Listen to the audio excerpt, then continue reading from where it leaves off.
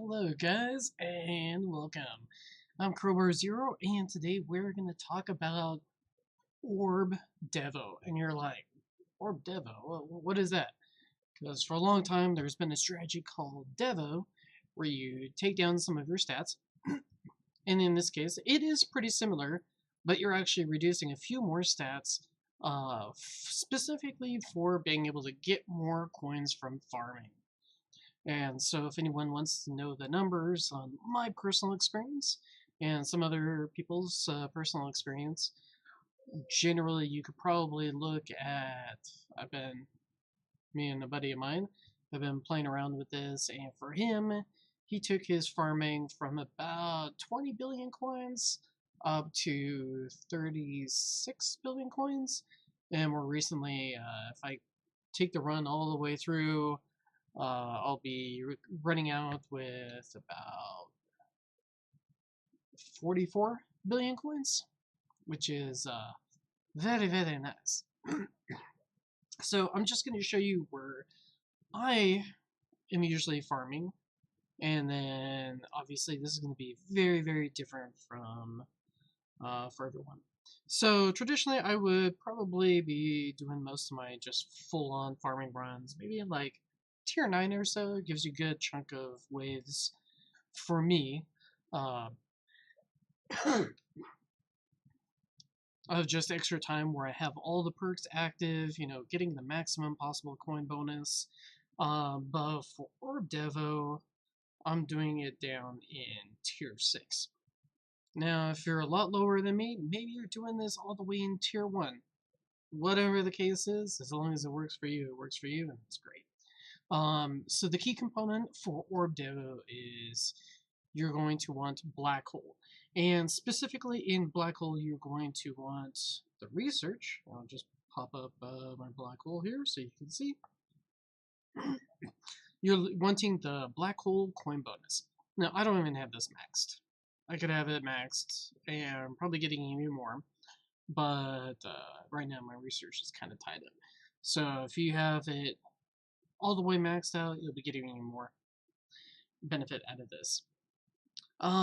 So yeah, so the whole point of it is you're reducing your stats. So ideally, the orbs are killing the enemies in your black hole, and you can capitalize on getting that done. And out of the types of enemies, I will bring that up really fast. Let's pull up the encyclopedia. Enemies. So if you notice, tanks are worth 4 coins. With enemy crit coin, maybe the basics will give you 1 every now and then. Fasts are 2, range 2, protectors 3. So you'll want to be killing the tanks who are going to give the nice chunky bonus. So one of the things that you're going to want to do is you're going to make sure your target priority is set to basics. Actually, for me, I've been setting it to protector and then basics. For obvious reasons, the protectors are going to mess with the orbs. So we want to make sure that those guys are eliminated. We're going to jump into the stats here. So the big things that you're going to want to take down, obviously critical chance, you want to have that at the base level. Attack range, so right now I have it set for 36. Some people are saying that this was before this recent update 18, that they're running it at about 40 meters. And then with the new update, with the introduction of protectors, what you could do is you could extend that range out just enough so that you're keeping your range low and affecting as much as you can with like CoinBot and whatnot, but also at the same time you want to be able to shoot into those black holes. So long time ago, everyone would be going for a 34 meter range. So with a 34 meter range, what you probably want to do is, I think it was the attack range was about 50 if there was like a ton of enemies in your black hole. but I've been finding that I'll pump it up to like 52, 53 meters just to be able to barely get into that the middle of that black hole with my attacks.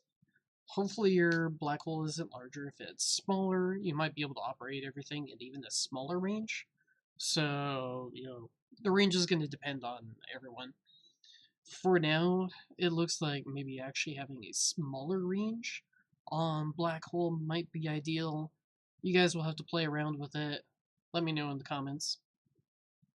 The other thing, obviously, you're going to keep your multi-shot, your rapid fire, your bounce shot, and at basically the minimal levels, as well as your attack speed.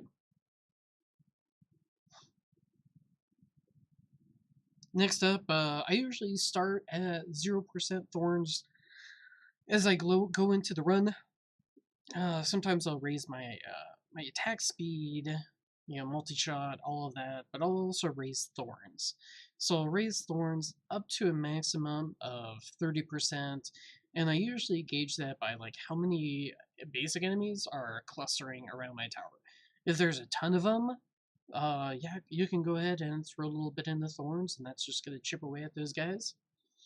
But obviously, if there's mostly tanks around your tower, you're not going to want to upgrade your offensive stats. Knockback force, so this is a key thing. You want all the enemies, especially the tanks, to be clustering around your tower. So you're going to want to keep your knockback force to the absolute minimal level. Orb speed, I have it at 4.8. You might speed it up. I probably keep it around there. You give it a little bit of actual speed to your orbs, but it's not too fast. It's not going to be killing too many enemies. So I think that's kind of a happy medium, or at least that's what I've been using.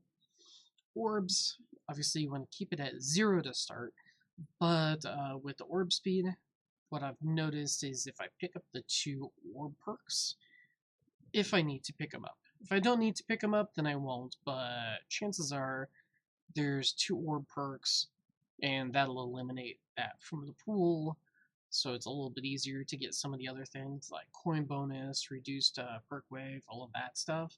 So ideally, you want to get your orbs actually from the perks themselves and not invest in orbs here. Shockwave size. So some people like to run 1.7. Well, I've been running a 1.75. And basically, whenever Shockwave goes out, it's not going to push your the enemies out into the range of your orbs. And you want to make sure that that doesn't happen, so your tanks aren't getting killed. And then, of course, landmine chance at 0%.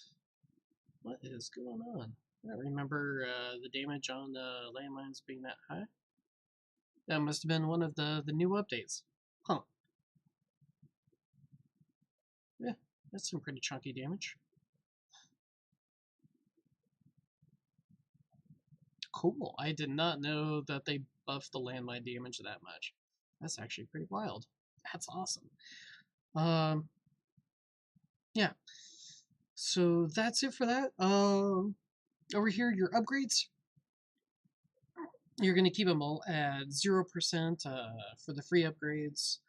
So for both attack, defense, and utility, that's a big difference because at least in normal Devo, you would be pumping the defensive upgrade. But in this case, you're not. So just kind of keep that in mind throughout the match. Let's see, what else is good here? Obviously, black hole, having a secondary black hole is going to be key. Usually with the protectors, there might be one around, maybe not even one. So if there is one, it's going to be in one of the black holes, but it's not going to be in both of them.